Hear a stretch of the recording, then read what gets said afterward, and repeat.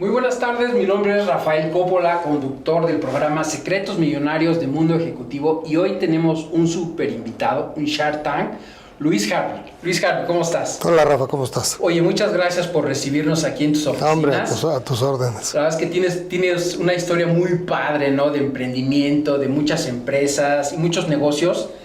Que este programa Secretos Millonarios se trata de que pues vemos a la figura, ¿no? Pública, que sale en programas muy famosos y además con grandes negocios, pero a veces el emprendedor dice, pues para él fue muy fácil, ¿no? Pero a veces pues empezamos como de chavos con algún sueño, ¿no? No todo el mundo empezó así como que ya fue algo que ya se estaba dando.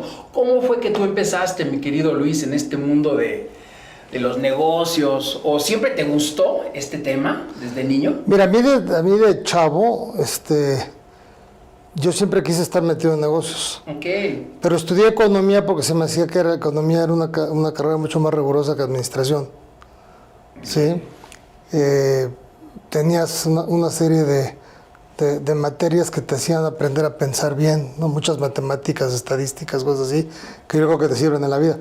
Entonces yo cuando estudié, trabajé un rato en Hacienda, en lo que me fui a estudiar mi maestría, con un profesor mío del ITAM. Trabajé con él en Hacienda y luego de ahí me fui a estudiar la maestría en Texas. Y regresando, me puse a trabajar en Peñoles, trabajaba en Peñoles y estaba metido en el área de Peñoles donde se manejaba la posición de futuros, de futuros y de opciones de oro y plata, para hacer el hedge de la plata y oro que producía Peñoles. Y después de eso me fui a trabajar a Operadora de Bolsa, que fue una casa de bolsa muy famosa en su momento. Y en el tiempo estuve trabajando en bancos y en casas de bolsa hasta que por ahí de aquella época empezaron a salir los hedge funds, que le llamaban, y los fondos de capital privado. Y en aquella época un cuate muy interesante que luego fue presidente de Perú, inclusive luego se metió en problemas, que es Pedro Pablo Kuczynski. Él hizo el primer fondo de capital para América Latina.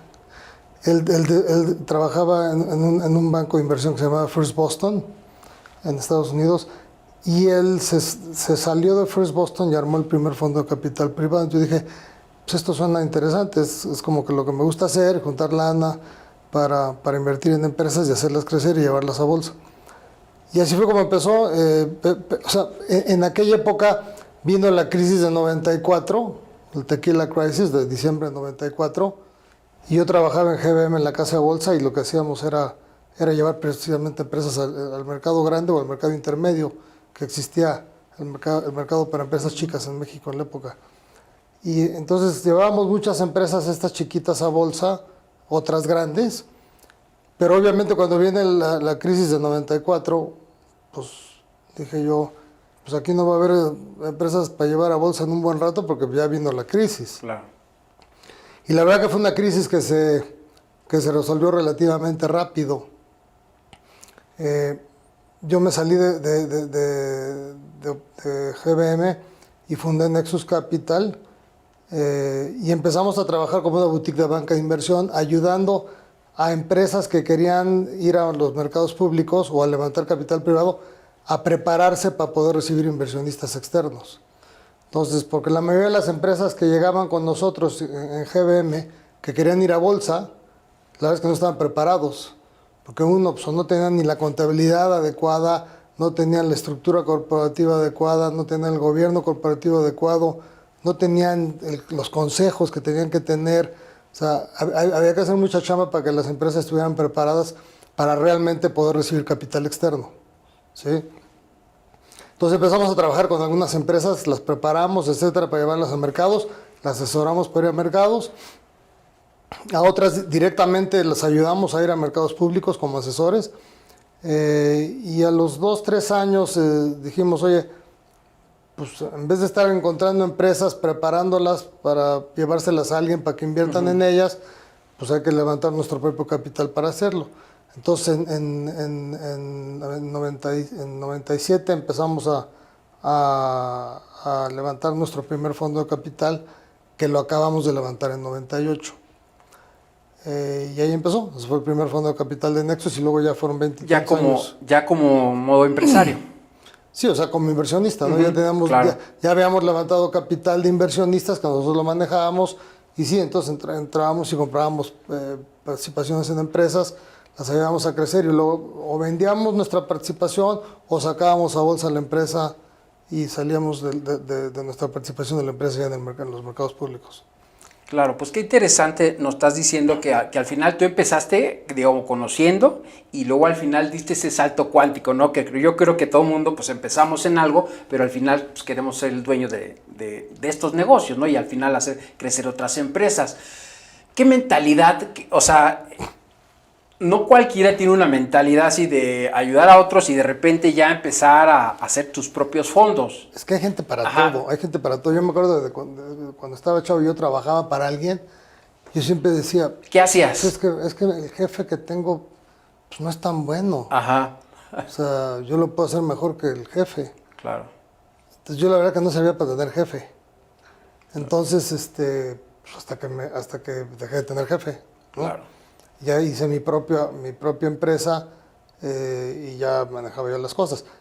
Pero hay gente para todo, hay gente que es perfecta para ser un empleado muy bueno. Hay gente que no, ¿sí? Claro. Hay gente que es creativa, hay gente que es dispersa y hay gente que es muy ordenada. Entonces, todo depende de qué tipo de persona seas para ver qué vas a hacer, ¿no? Entonces, o sea, no cualquiera puede llegar y sentarse a ser empresario, la verdad es que no. Tienes que tener, por ejemplo, como decía un amigo mío, oye, ¿a ti te gustan los problemas? Y dice, no, a mí no me gusta. Entonces no seas empresario, porque ser empresario es tener todos los días un montón de problemas que hay que resolver. Claro. Entonces, todo depende de qué tipo de persona seas para ver qué vas a hacer. Y yo creo que a la hora de definir a qué rumbo se va a enfocar la gente, pues no todos van a ser emprendedores. Hay unos pueden ser pintores, o pueden ser escultores, o pueden ser artistas, ¿sí? Todo depende de las características personales, ¿no? Claro. Pero lo que sí es bien claro es que para ser alguien que sea emprendedor, pues te vas a dedicar a resolver problemas todos los días, porque hay muchos, y peor en un país como México, en donde las condiciones del país hacen que sea más difícil hacer negocios que en un país más capitalista, ¿no? Claro. Y ciertamente en esos momentos yo creo que siempre nos pasa que de repente algunas situaciones pues no se dan y como dices, te tienes que enfrentar a esos problemas y hay momentos que como empresarios a veces decimos, ¿sabes qué? Es que quiero tirar la toalla. ¿Tú qué has hecho? ¿Qué consejo les puedes decir cuando...? Pues tienes que ser perseverante, porque la verdad es que en un país como México lo que pasa es que todo el tiempo hay crisis, Sí. de un tipo o de otra. Pues así somos, o sea, no lo vamos a cambiar, somos latinos. Entonces, tienes que estar dispuesto a estar viviendo en crisis tras crisis o con dificultades para poder hacer las cosas, porque siempre las hay. Y las hay en todos lados, pero hay lugares donde hay menos dificultades que en otros, ¿sí?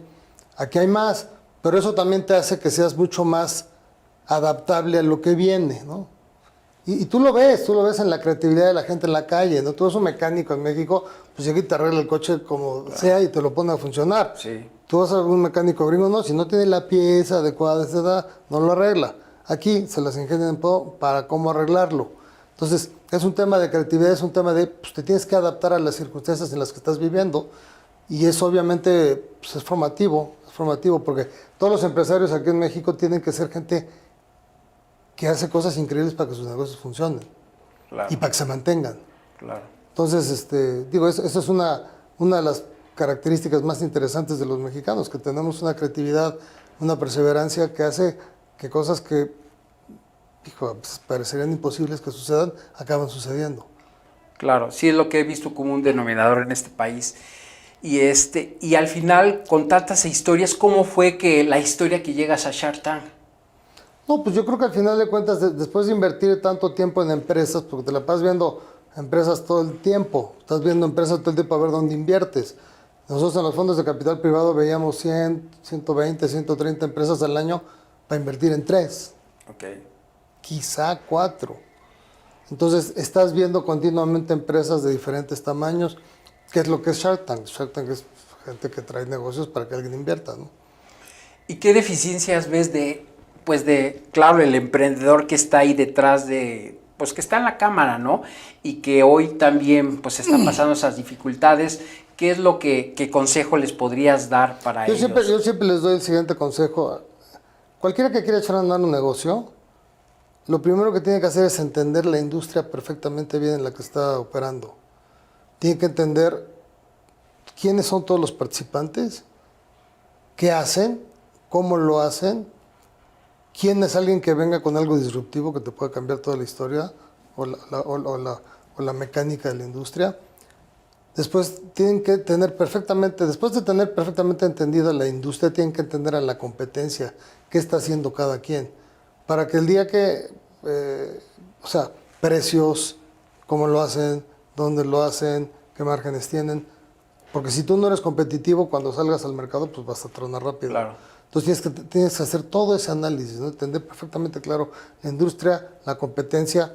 Y hay otra cosa que la gente tiene que hacer antes de empezar el negocio, antes de ponerle un centavo al negocio. Tienen que entender cuáles son las variables que si se mueven en contra tuya, te quiebran.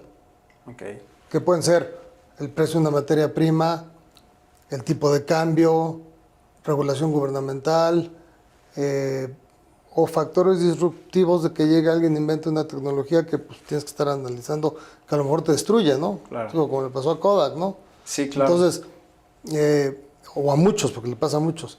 Entonces tienes que hacer todo ese análisis antes de empezar a invertirle dinero al negocio. Le vas a estar invirtiendo tiempo tuyo, bueno, que sí es valioso, pero no estás invirtiendo el capital hasta que realmente tengas perfectamente decidido qué vas a hacer. Y cuando hagas todo ese análisis de industria, competencia, factores de riesgo, pues cuando te lances a hacer el negocio vas a tener una probabilidad mucho mayor de éxito que si no haces todo eso. Y lo que le pasa a la mayoría de la gente que llegan, y no solo en Shark Tank, en el mundo en general, porque Shark Tank es un reflejo bien parecido de lo que pasa en el mercado, claro, en la calle. La gente llega y no hizo la tarea que tienen que hacer antes de realmente empezar. Entonces la gente que hace la tarea, después de analizar todo, de repente dice, no, pues lo que estoy haciendo la verdad es que no va a funcionar, va a tronar. Claro. O ya vieron por dónde hacerle y qué hacer para contrarrestar los efectos de variables que vayan en tu contra, o están viendo que su producto realmente sí es mejor que el que tiene la competencia, y cuando se lanzan al mercado ya tienen muchísimas más probabilidades de ser exitosos. Claro, pues qué interesante, nos estás dando muy buenos secretos a todos los emprendedores que hagan lo que les gusta, lo que les apasiona, y que si van a entrar a este mundo de los negocios hay que ser fuertes para poder salir adelante, ¿no? Y además... Hay otra cosa que es bien importante, hay una teoría de que la gente, o sea, el emprendedor mexicano y latino en general, no le gusta pagar bien a sus empleados. Sí. Entonces contratan gente mediocre.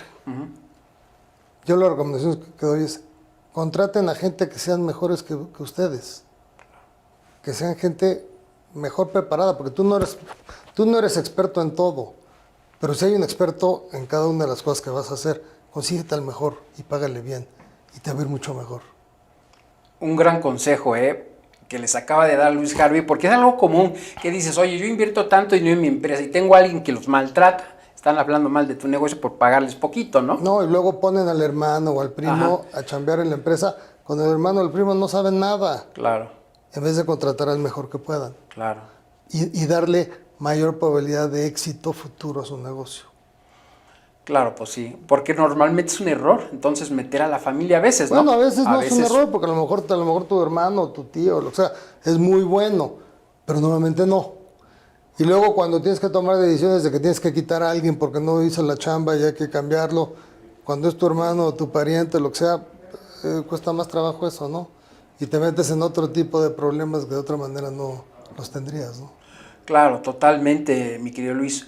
Oye, Luis, tú como persona pública, como empresario y ahora con lo nuevo que estás haciendo, para ti, ¿qué es el éxito? El éxito es tener el tiempo suficiente para hacer lo que te dé la gana sin que tus negocios sufran. Claro. ¿Sí? Porque la verdad es que la vida se pasa muy rápido y tienes que poder hacer lo que tú quieras hacer, cuando lo quieras hacer. Pero para eso tienes que tener los medios para hacerlo. Claro. Entonces, esta es una combinación de cosas que te tienen que dar la oportunidad de poder hacer lo que tú quieres hacer cuando lo quieres hacer. Eso me encanta porque veo en tus redes sociales que te gusta la pasión de las motos, de ir a una playa y disfrutarlo. Y eso yo creo que al final emprendemos por eso, ¿no? Para poder tener una vida. Ahora, y el mundo actual también ya cambió. Tú ya no estás amarrado a un lugar. Bueno, sí, si eres dueño de una fábrica que produce, ¿no? Ahí tienes que estar en la fábrica, ¿no? Pero a veces no tienes que estar tú. Si tienes un cuate bien fregón que opere la fábrica, tú puedes hacer otras cosas y hacer que la fábrica esté bien. Porque tienes a la persona adecuada en el puesto adecuado, Claro. y te da libertad a ti para hacer otras cosas. Que a lo mejor son otros negocios, o a lo mejor irte a bucear, yo qué sé, ¿no? Claro. Lo que sea. Pero tienes que poder tener la libertad de hacerlo. Y yo creo que el último año nos demostró que la gente no tiene que estar encerrada en una oficina. Puede estar donde sea haciendo lo que tiene que hacer para que las cosas funcionen. Y ya nos dimos cuenta, ¿no? Claro, sí, la verdad es que la pandemia vino a acelerar todos esos procesos porque era molesto. Oye, te tengo que ver. Le digo, ¿cuál me tienes que ver? Por una llamada, ¿no? Te querían ver y esto vino a quitar esos tabús. Creo que fue algo de las cosas positivas que pasaron, ¿no crees? Sí, yo creo que eso fue disruptivo, va a cambiar la cosa. Las oficinas no van a ser lo que eran antes. Se van a usar, pero mucho menos. Claro. Y la gente va a tener más posibilidades de hacer cosas diferentes porque vas a poder trabajar en algún otro lugar donde en tus ratos libres puedes hacer cosas que no podrías hacer si estuvieras encerrado en una oficina, ¿no? Claro. ¿Y tú qué piensas, mi querido Luis, del tiempo de crisis? ¿Qué es bueno? Porque mucha gente se espera a no hacer nada o salen oportunidades. Todas las crisis presentan oportunidades. Como alguien decía, el problema de una persona es la oportunidad para otra. Pero cuando viene una crisis, por ejemplo, como lo que pasó ahorita, el ejemplo quizá más claro es el avance que se dio en la ciencia médica, ¿no?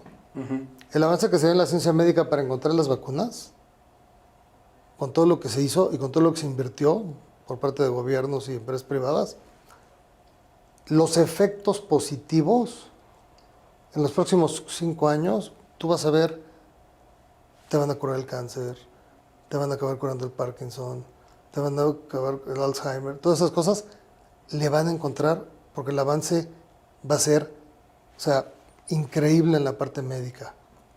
En la parte tecnológica, yo creo que el avance que están viendo en el tema de la digitalización, trabajo remoto, etcétera, también va a hacer que el mundo cambie, ¿no?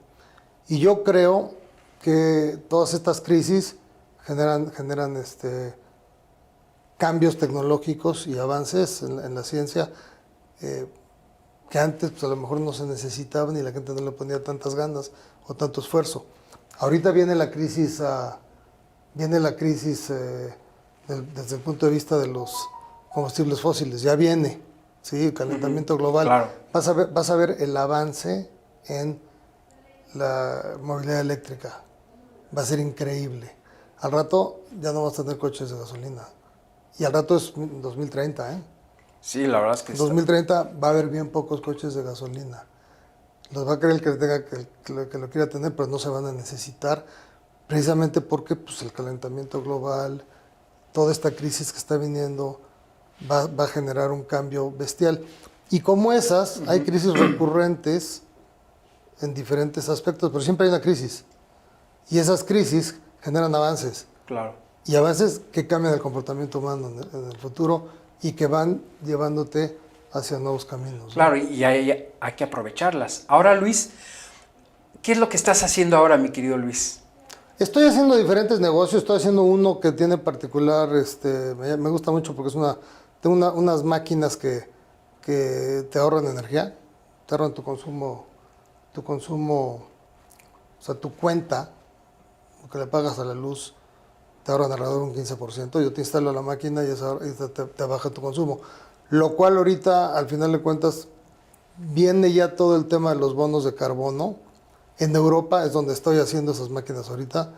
En Europa es súper importante cumplir con los acuerdos de París, de la reducción de CO2.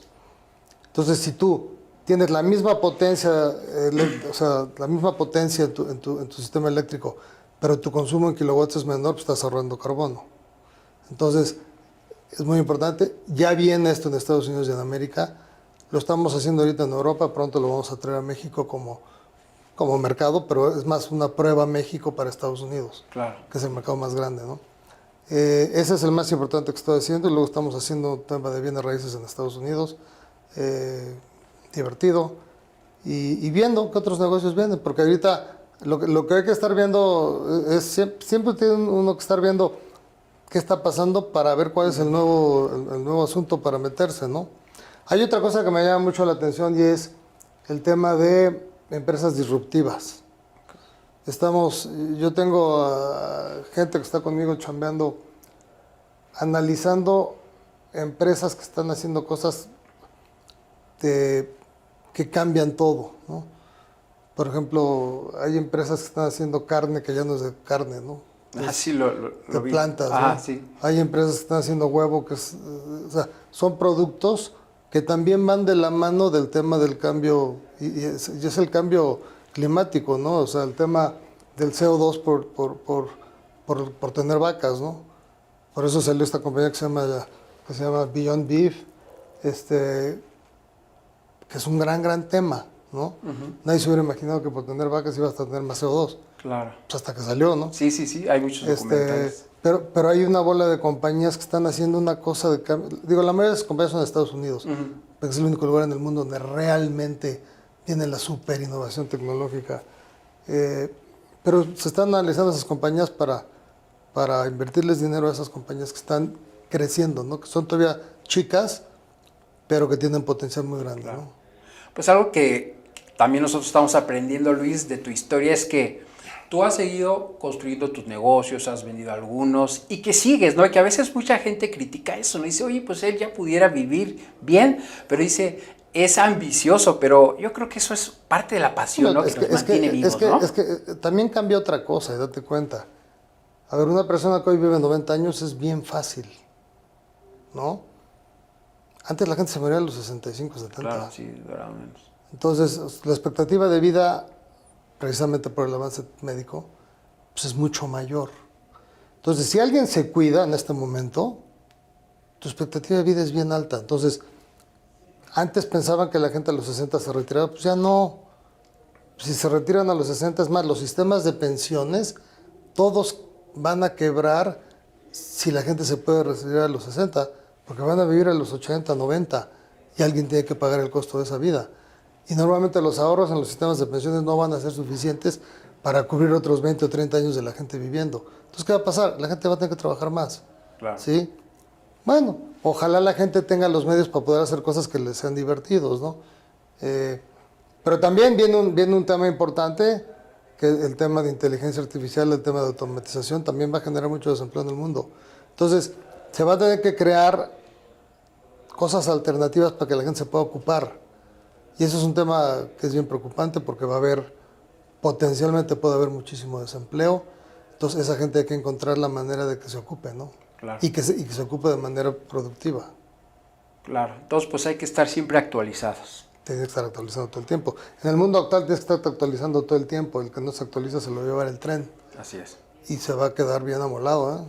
Y eso es un tema que en países donde no se está fomentando la educación como México, pues es un problema, ¿no? Claro. Oye, mi querido Luis, para terminar la entrevista, ¿tú qué le dirías a ti mismo si te encontraras de 12 años? O sea, si pudieras regresar el tiempo y ver... Pero yo hay una cosa que le digo a todos los chavos, que a mí me sorprende muchísimo, pero pues así es. A cualquiera, en lo que vaya a hacer en su vida, no tiene que ser hacer negocios, ¿eh? En lo que quieran hacer, trabajar para algún lugar, hacer un negocio, ser doctor, o sea, aprendan inglés. El que no aprende inglés no va a poder competir. Y es increíble el porcentaje de gente en México que habla inglés cuando tenemos 3,000 kilómetros de frontera con los americanos, Claro. ¿no? Entonces yo creo que en un país más desarrollado que el nuestro, ya se hubiera hecho obligatorio el inglés. Pero bueno, los políticos no han querido, ¿no? Claro. Pero tenemos que aprender inglés precisamente para poder competir. Entonces a cualquiera, porque yo veo muchos jóvenes que llegan y la verdad es que no hablan inglés, o lo mascullen, pero no, pues la verdad es que no se pueden comunicar. Es una desventaja competitiva contra cualquier persona del resto del mundo, ¿no? Porque los asiáticos hablan inglés, muchos, no todos, los europeos todos hablan inglés, en el mundo árabe también hablan inglés. O sea, en África pues, también hablan inglés. Claro. O sea, mucha gente. Entonces nosotros tenemos que poder competir y la única manera de competir es comunicándote en el idioma en el que todo el mundo compite, ¿no? Claro, así se aprende de los otros países. Y entonces, o sea, ese consejo tú le darías a ti mismo a los 12 años. A todo el mundo. Bueno, Todo el a mundo. lo mejor no a mí, porque yo aprendí alemán primero, sí, ok. entiende, pero y después, o sea, no importa, pero yo no soy el común denominador, pero la gente en general tienen que aprender inglés. Es más, y no a los 2 años, a los 5. Claro. Pues ya lo saben, emprendedor Luis, lo que nos acaba de decir son cosas bien importantes que nos cerramos puertas, ¿no crees? Te cierran las puertas. ¿Cuánta gente para el trabajo que sea necesitan tener comunicación con otros países? Si la persona no habla inglés, no se va a comunicar. Sí, claro. Y los otros cuates no van a hablar español, no les va a importar hablar español. Pues sí. Porque el idioma de los negocios en el planeta Tierra se llama inglés. Así es el idioma universal. Digo, yo como piloto aviador, a donde vayas, no te hablen en tu idioma, te hablan en inglés. Claro. Los manuales están en inglés. Todo está en inglés, internet está todo en inglés. Así es. Entonces, es algo que debería de ser y debería ser un tema que el gobierno debería fomentar Claro. para que los niños de chiquitos hablen inglés. Pues de veras, Luis, te agradecemos tu tiempo, que nos hayas recibido aquí en tus oficinas. Le acabamos de hacer también la invitación a Luis para que pueda estar en el evento Divergentes 2.1 con Robert Kiyosaki. Ahí estaremos. Que será un honor tenerlo. Además, también no se pierdan las 1000 empresas más importantes del mundo ejecutivo, que también está invitado nuestro amigo Luis Harvey. De verdad, muchas gracias y de verdad, los emprendedores te lo van a agradecer, todos los consejos que valen oro, y sobre todo, emprendedores, siempre aprendan de gente que tenga resultados, y así como los aprendió hoy de Shark Tank. Mi querido Luis, muchas gracias por la invitación, Qué bueno que vinieron.